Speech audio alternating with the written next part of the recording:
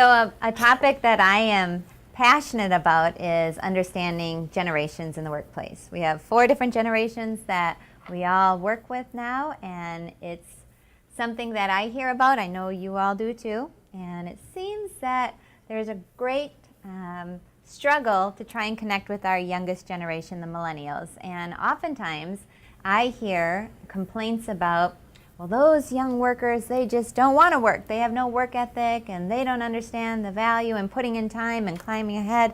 Laura's the one I've heard all this from. Not all of it.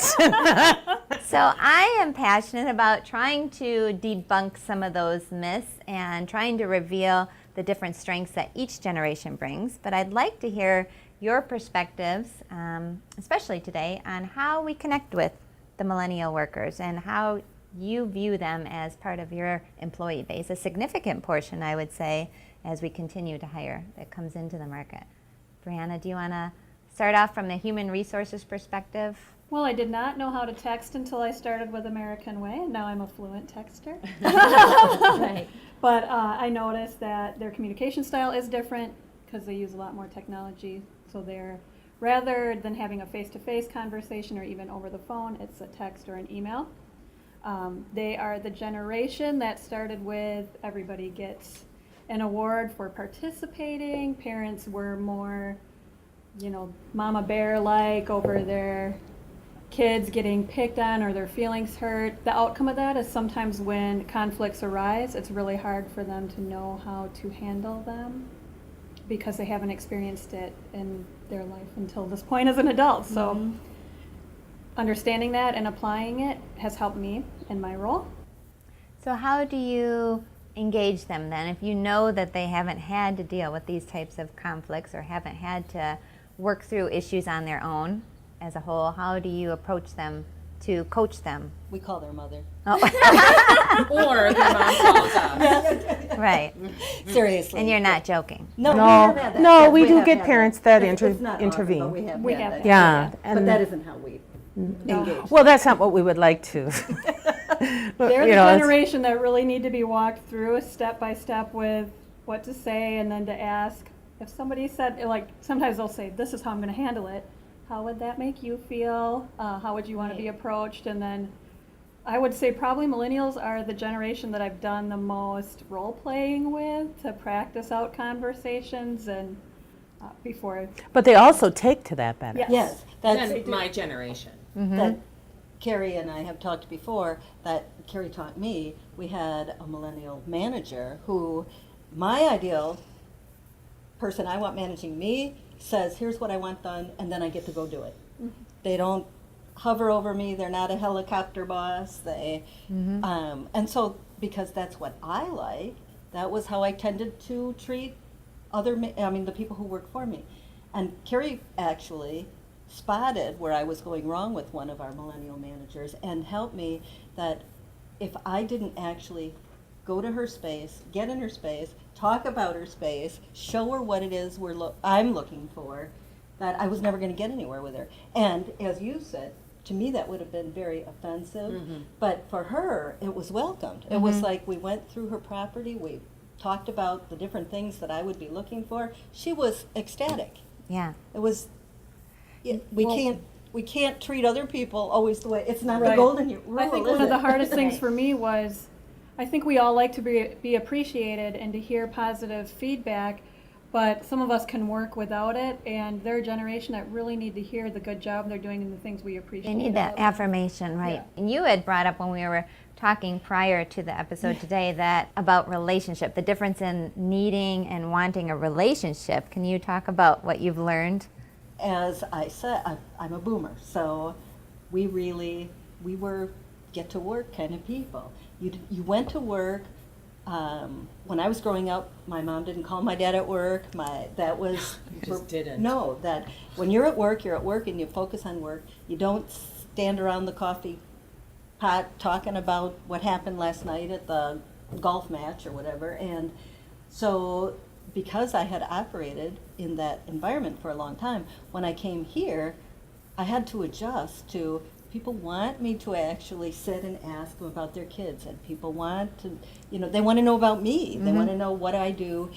For me, Facebook has been a real godsend because I can have, I can know them on a personal level, they can know me on a personal level, and yet it still can happen outside I want to work while I'm at work. So I can really Sure. know our employees and have a relationship with our employees without sacrificing what I want to do, which is I want to come and sit at my desk and get work done.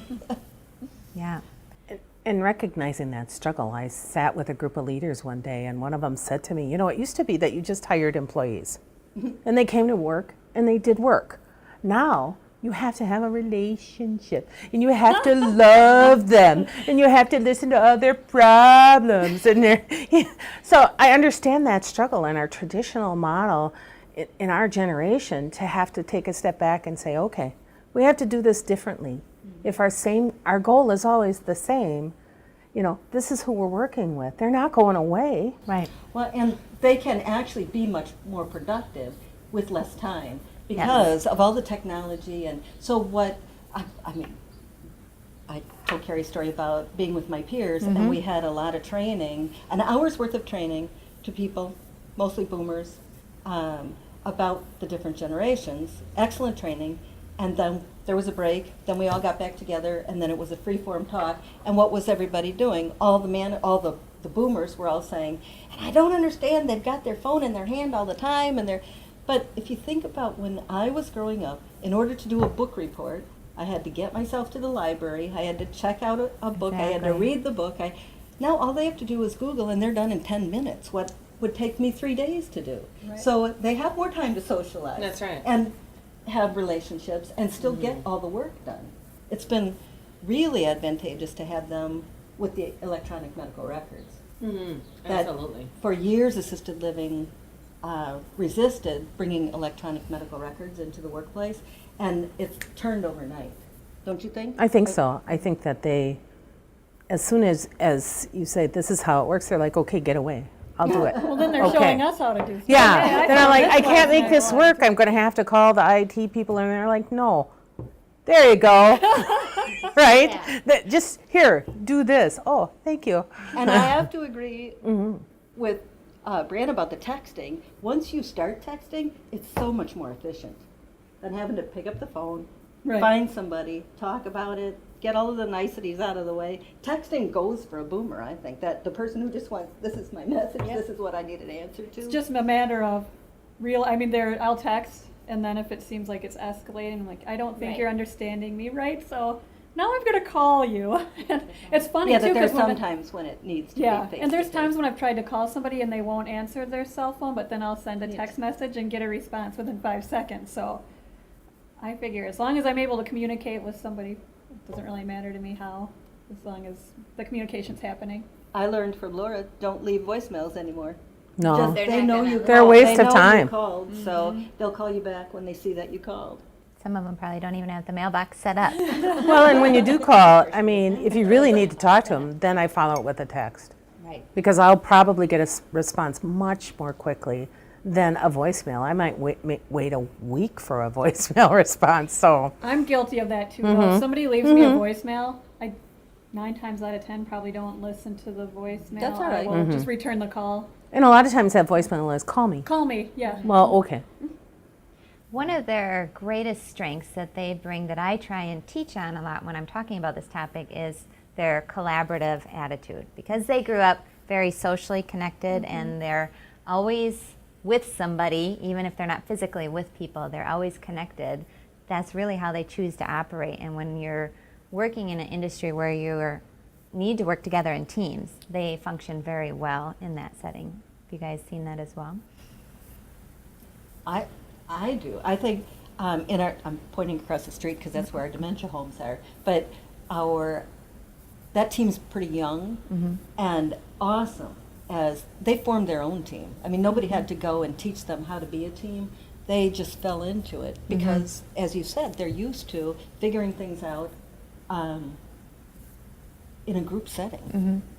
They're not waiting for a boss to tell them, well, that contradicts what I said earlier. They like the boss involved too. They like They They need need the loving. Right. They do. They need that reassurance and constant, you're doing great. And they're Thank not a you. group where if you try to send one Yeah. to a conference or a seminar by themselves, it's going to Oh, go agreeably. They'll want somebody to go along with them. They have those Velcro buddies, you know, they have to go together because that's their nature, that's what they've done. And interestingly enough, though, while I can appreciate that collaborative nature being a Gen Xer, we actually prefer to work more independently. So while I can appreciate what they like to do, it is something that is a challenge when they're craving you to work alongside with them. So that can be a challenge. I think as long as we have that awareness of who we are and what our tendencies are, how do we, just as we've talked about before on behaviors and needing to know what part of this we own when we're trying to build relationships, we need to know how do we prefer to work, but how do we meet them where they're at so we can bring out the best that they have to offer. So I really think that that's, a lot of what we need to do with this is rather than fighting the differences, because there's no denying that this younger generation is going to change and already has changed the workplace, will continue to change.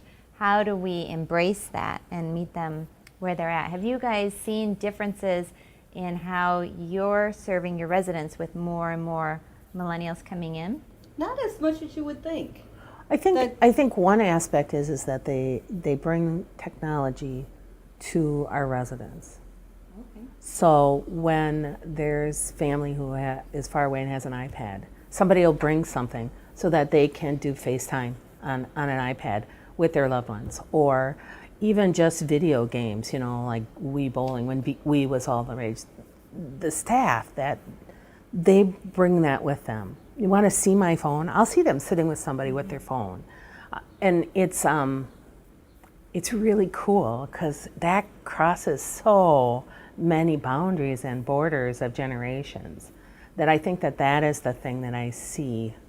And I think, wow, that's really cool. I would never think of doing that. It's hard enough for me to figure out how to turn it on, really. So I think I see that.